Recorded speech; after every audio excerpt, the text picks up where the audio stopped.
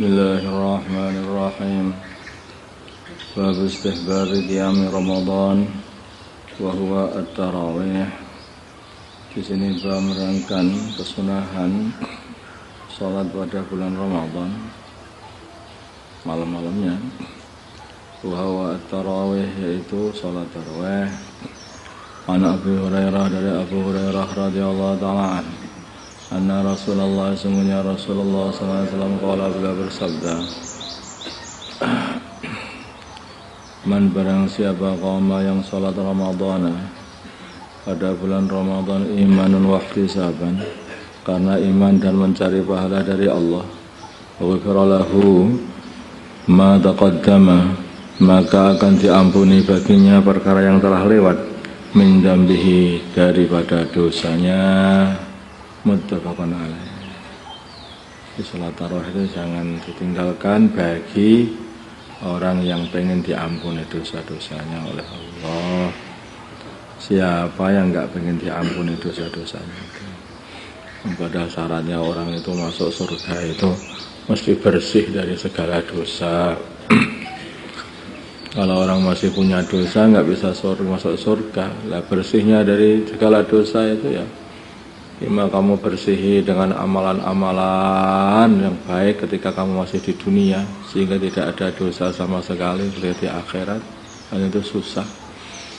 Yang kedua, ima panjen ya diampuni oleh Allah SWT. Yang paling penting itu artinya ya hubungan dengan Allah. Kalau hubungan kamu dengan Allah sudah baik, kamu disayang Allah, maka kamu dosa-dosamu diampuni oleh Allah. Tapi kalau hubungan sama Gusti Allah itu buruk, dibenci Allah, akhirnya tidak diampuni oleh Allah dan tidak boleh masuk surganya Allah. Wa anhulan, dari Abu Hurairah radhiyallahu ta'ala anhu, qala, berkata Abu Hurairah, kana adalah Rasulullah sallallahu alaihi wasallam yuraghibu, beliau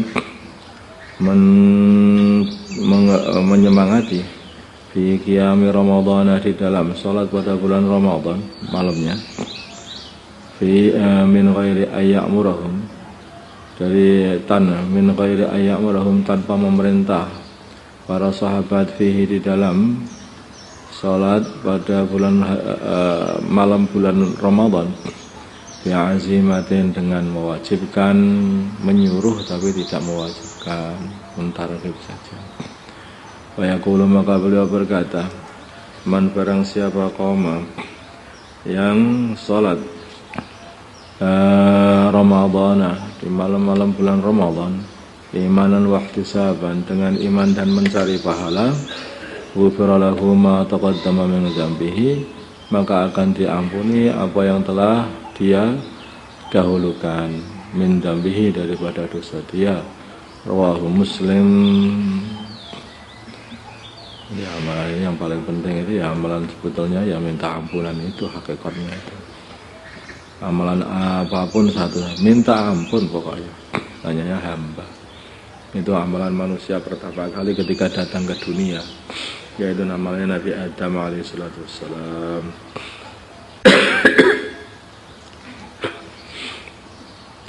Nabi amalan Nabi Adam pertama kali di dunia ini yang diamalkan bukan apa-apa, satu, pokoknya minta ampun. Awal pertama kali yang diwahyukan Allah kepada Nabi Adam yaitu amalan minta ampun, taubat. Fatalaqa Adamu min Rabbih kalimatin fataba alaihi. Rabbana zalamna anfusana wa illam taghfir lana wa tarhamna lanakunanna minal khasirin. Itu amalannya Nabi Adam itu,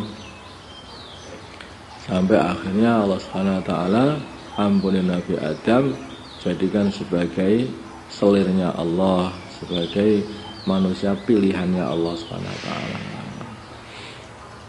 Ya begitu.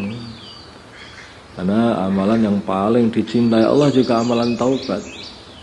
Ya Allah itu kalau sudah mendengar tobatnya hamba, senengnya sekarang, saking bahagianya sampai digambarkan oleh baginda Nabi, lebih bahagia, melebihi bahagianya seorang yang dia ini kehilangan kendaraannya di tanah yang tandus padang pasir sana, putus asa, tidur, bangun-bangun kendaraannya balik sendiri. Saking senengnya sampai dia, ya Allah, engkau pancen hambaku, aku adalah Tuhanmu, katanya. Keliru saking senengnya itu, sampai keliru ngomong. Ya Allah lebih bahagia, melebihi daripada orang ini ketika mendengar hambanya sama bertaubat. Makanya baginda Nabi kita Muhammad SAW pun manusia yang sudah tidak ada dosa, tidak pernah bermaksiat sama sekali, itu pun amalannya yang paling banyak adalah taubat. 100 kali taubat beliau setiap hari. Enggak perbanyak istighfar, selalu ingat kepada Allah. Namanya hamba, ya, hamba itu ya memang begitu. Hamba itu amalannya itu minta maaf kepada tuannya. Itu. Makanya kalau ada orang hamba, hambanya seorang raja, maka sebentar-sebentar, maaf baginda, saya mau matur baginda, maaf baginda sebelumnya, maaf aja terus, iya kan? Memang begitu, jelas soal hamba.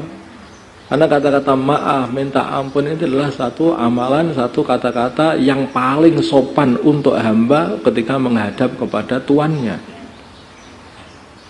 Menghadap kepada tuannya. Perkara yang paling sopan dan paling mengagungkan kepada tuannya itulah kata-kata hamba. Demikian juga hamba-hamba Allah ini kata-kata yang paling disenangi, yang paling mengagungkan Allah adalah kata-kata kalau kita ini sudah merasa salah, yang benar hanya Gusti Allah tok, sudah. Itu karena hamba. Nah ini namanya adabnya hamba. Adabnya hamba dengan Tuhan itu seperti itu. Apa-apa itu ya, Masya Allah, Astagfirullah, Astagfirullah, terus begitu. Diingati perbuatannya, ada perbuatan yang kurang pas sama Gusti Allah, astagfirullah, ya Allah, ampunilah aku ya Allah, ampunilah ya aku ya Allah. Terus begitu harusnya, istighfar terus. Hanya adab-adab dijaga, terutama adab dengan Allah Subhanahu wa Ta'ala. Karena ini adab ini sangat disenangi sama Allah. Maka adab ini pun kalau kita ini berbuat adab, berbuat akhlak yang baik kepada hamba-hamba Allah pun, Allah juga sangat senang. Orang ini punya adab nih, disenangi sama Gusti Allah. Punya akhlak yang baik, disenangi sama Gusti Allah. Sehingga akhlak baik, akhlak yang baik ini adalah menempati timbangan yang terberat melebihi seluruh amalan-amalan yang lain. Orang itu ibadah, puasa habis-habisan mampu, sholat habis-habisan mampu, ayo apalagi sedekah mampu dan duit. Nah, ya. Tetapi kalau beradab dengan manusia, nah, tidak semua manusia ini dipilih oleh Allah untuk punya akhlak yang baik. Nah, hanya itu. Nah, sumber akhlak yang baik ini dari mana? Sumber akhlak yang baik itu hakikatnya sebenarnya dari iman. Itu buah dari iman aja sebetulnya. Kalau iman kuat, mesti akan mendorong kepada amal baik. Amal baik. Ketika kita ini melihat saudara-saudara seiman kita anggap mereka ini adalah orang-orang yang dipilih oleh Allah sehingga dikasih iman di dalam hatinya, maka kita melihatnya bukan melihat dari saudara Islam kita, tidak. Tapi kita melihat dari ini adalah orang pilihannya Allah. Karena dari sekian juta, sekian miliar manusia di dunia ini, hanya beberapa orang yang dikasih la ilaha illallah Muhammadur Rasulullah yang ada di dalam hatinya. Bahkan ketika melihat orang hanya punya la ilaha illallah saja, tapi belum sholat, itu pun masih tetap punya adab. Itu namanya orang yang adab. Dan adab ini sangat pentingnya, adab dan akhlak ini sangat pentingnya. Maka Allah Subhanahu wa Ta'ala itu berpesan kepada umat manusia ini, wasainal insana biwalidayhi hamalathu ummuhu wahnan ala wahni wa fisaluhu fi 'amaini anishkur li wa liwalidayka ilayyal masir wa in jahadaka ala an tushrika bima laysa laka bihi ilm fala tuti'huma wa shahibhuma fid dunya ma'rufa. Jadi ada orang yang pernah berjasa pada diri kita ini, yaitu kedua orang tua kita. Nah, apalagi ibu kita yang telah mengandung ini. Walaupun ini seumpama belum beriman, tapi mereka telah berjasa, yaitu mengandung kita ini dan memelihara sampai tua, sampai besar ini. Seumpama kedua orang tua itu memerintahkan kita atau memaksa kita ini untuk mensekutukan Allah, Allah katakan fala tuti'huma, jangan diikuti. Tetapi wasahibhuma fid dunya ma'rufa, hendaknya kamu nemani kedua orang tua ini di dunia, selama di dunia dengan baik. Nah, coba. Ini namanya Islam itu ya akhlak yang baik itu Islam itu. Ini sama orang yang masih kafir pun karena punya jasa pada diri kita ini, maka kita harus punya adab, punya aturan ya. Bermuasyarah dengan yang baik dengan saudara dengan orang tua walaupun masih kafir, walaupun mengajak untuk mensekutukan Allah. Jangan mau, tetapi tetaplah berakhlak yang baik, bermuasyarah yang baik.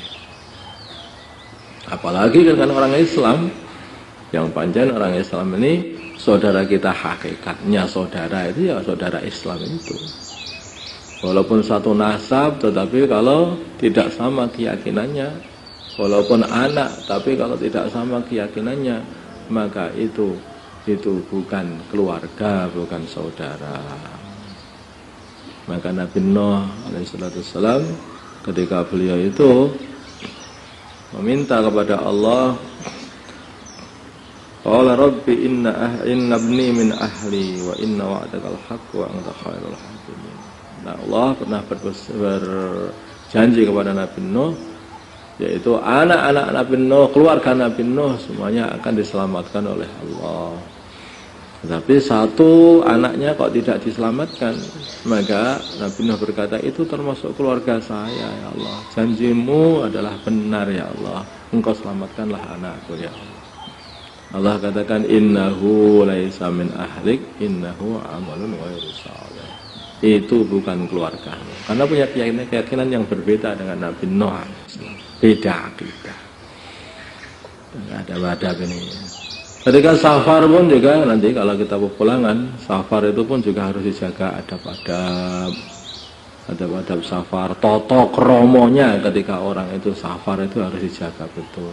Tunjukkan bahwa kita ini orang yang punya adab, orang Islam yang baik, akhlaknya baik. Ya, supaya apa? Supaya orang-orang yang melihat ini menjadi dapat hidayah. Jangan sampai waduh ini kapal ini udah kemasukan orang-orang ini, masih bahaya, sembunyikan semua barang-barangnya. Jangan seperti itu, paham ya? Jadilah wah, alhamdulillah ketika kita masuk kapal, masuk pesawat, semua orang merasa aman. Alhamdulillah, ini banyak yang naik kapal, yang naik pesawat ini para santri, aman lah kalau gitu ini. Mesti mereka itu akan banyak amalan nanti ketika naik kapal, naik pesawat. Sehingga pesawat aman, kapal aman, karena ditumpangi para santri ini. Ya. Tunjukkan itu. Dan selalu tampakkan identitas sebagai santri juga ketika berpakaian dan berakhlak ini. Tunjukkan kamu santri. Jangan ketika di perjalanan sampai tidak dapat dibedakan. Iki santri apa gawe apa. Jelas ini. Jadi harus genah itu, ya. Jadi harus jelas ditampakkan keislamanmu, tunjukkanlah keislamanmu. Kalau seumpama nggak pakai jubah pun juga nggak apa, tetapi tunjukkan sebagai santri, pakai baju koko atau pakai kopiah, tunjukkan bahwa kamu ini adalah seorang yang sedang mondok atau seorang yang Islam yang taat, Islam taat. Kemudian selalu menjaga tertib kalau sholat itu, kalau mau jamak dan qashar juga selalu mungkin berjamaah atau gimana. Puasa dalam safar juga kalau mungkin harus tidak mampu mungkin kalau berbuka puasa atau tidak puasa ya nanti harus dikodok ya, tapi kalau gitu itu.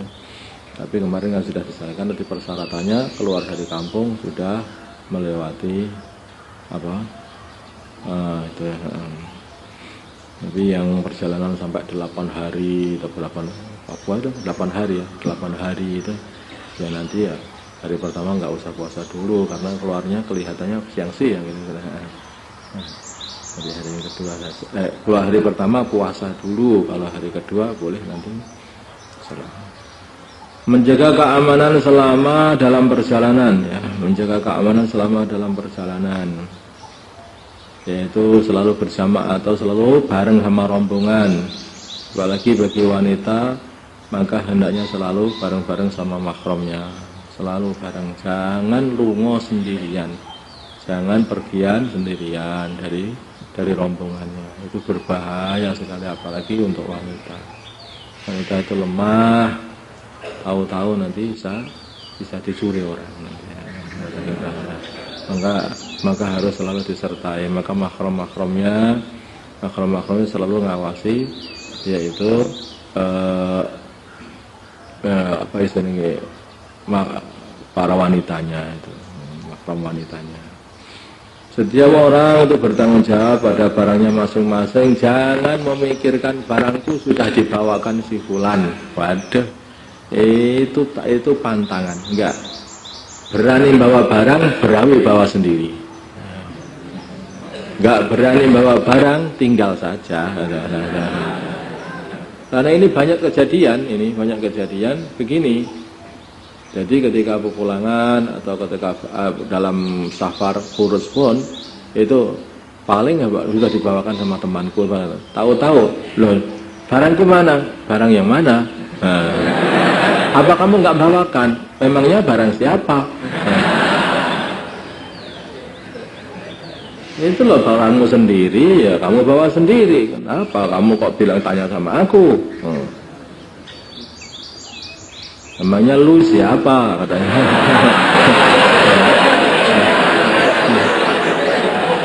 Ini makanya orang itu jangan begitu. Kalau dalam harus mandiri betul. Semua barang-barang itu semua dijaga.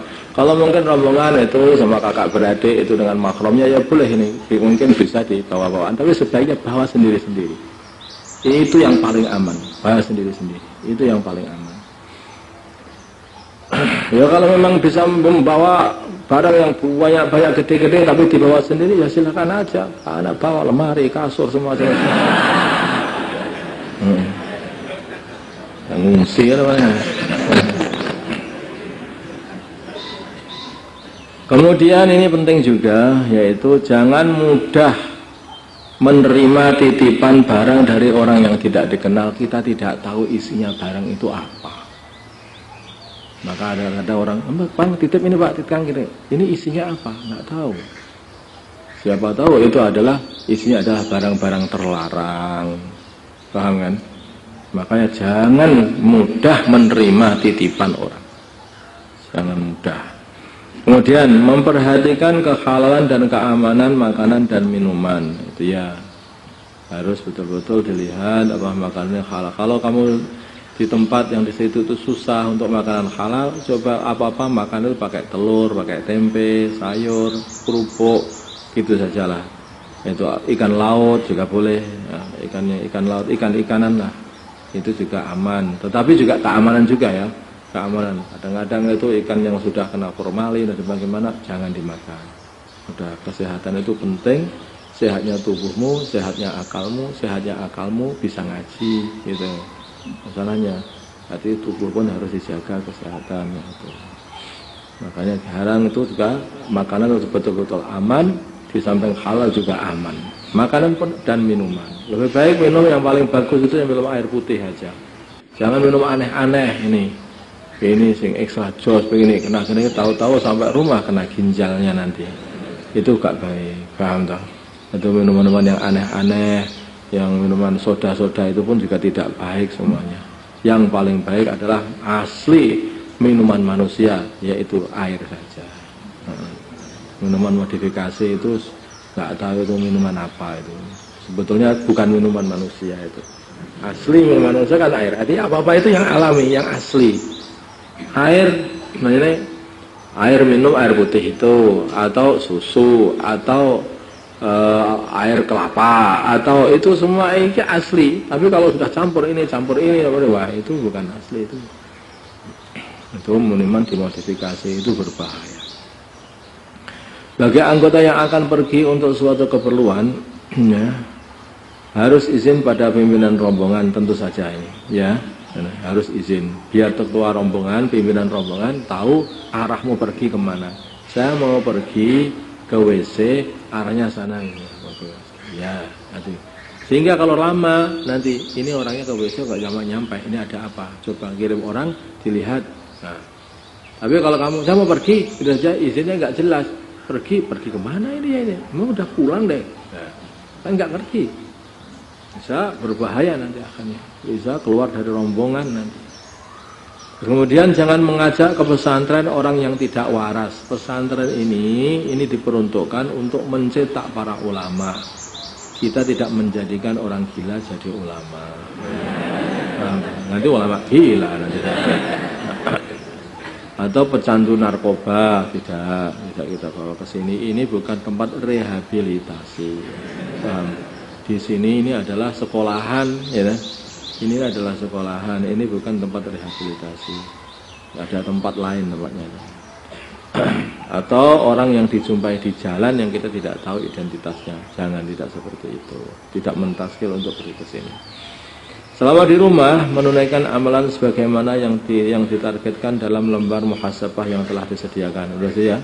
Sudah dibawa semua ya? Gitu. Yang paling penting adalah pentingkan menjaga sholat ini. Setelah sampai di rumah, segera mengatur jadwal kembali ke pesantren, segera booking tiket. Jadi kalau sampai di rumah, segera booking tiket. Itu. Karena apa? Itu kalau nggak segera di booking tiket, nanti banyak setan yang akan mengundur-undurkan keadaan. Maka segera booking tiket. Dan itu kemungkinan juga penuh juga loh. Wallahu a'lam yang ngerti. Apa yang penting jangan sampai terus kehabisan tiket kapal, salahnya sendiri nggak segera booking tiket. Jadi pulang langsung booking tiket kembali itu. Bahkan kalau sekarang itu mau berangkat dan sudah booking sekarang untuk kebalik sini, lebih baik lagi itu lebih baik lagi. Biar nggak ada alasan tidak ada kapal, tidak ada pesawat dan sebagainya. Di rumah harus khidmat kepada orang tua. Ya. Di rumah harus khidmat kepada orang tua. Menjaga hubungan dengan ahli masjid, ya, hubungan dengan ahbab-ahbab di sana, menjaga hubungan dengan markas-markas di sana. Sampai karena datang ke markas sana, biar tahu markasnya mana, biar nanti kalau pulang berjuang itu bisa sudah kenal dengan orang-orang markas. Pulang langsung ke rumah orang tua masing-masing, tidak mampir kemana-mana. Ini sudah mau ada ya. Jangan membawa senjata tajam, tidak boleh, ya. Seperti anak panah, itu nggak boleh dibawa. Pokoknya yang tumpul-tumpul saja lah, yang tajam-tajam jangan dibawa. Insyaallah ya. Insyaallah. Jam berapa?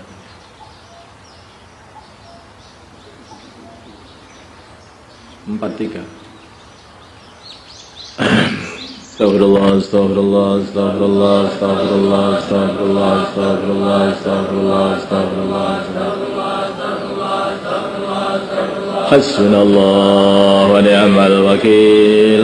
Hasbunallah wa ni'mal wakil.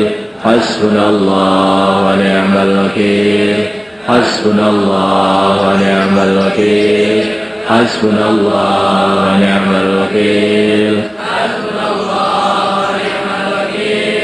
Hasbunallah, la ilaha illa anta subhanak inni kuntu minal zalimin. La ilaha illa anta subhanak inni kuntu minal zalimin. La ilaha illa anta subhanak.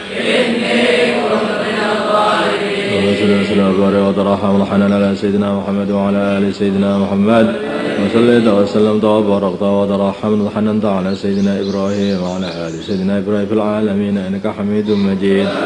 اللهم اهدنا واهد أمراءنا وزعماءنا وعلماءنا وعوام المسلمين أجمعين واجعلنا سببا لمن اهتدى. اللهم ردنا ورد المسلمين جميعا إلى دينهم ردا جميلا. اللهم اجعل المسلمين متآلفين متناصرين متحابين منصور مقبول على إحياء دينك القويم واجعلهم يدا واحدة على الكافرين. اللهم سلمنا وسلم المسلمين من مضلات الفتن.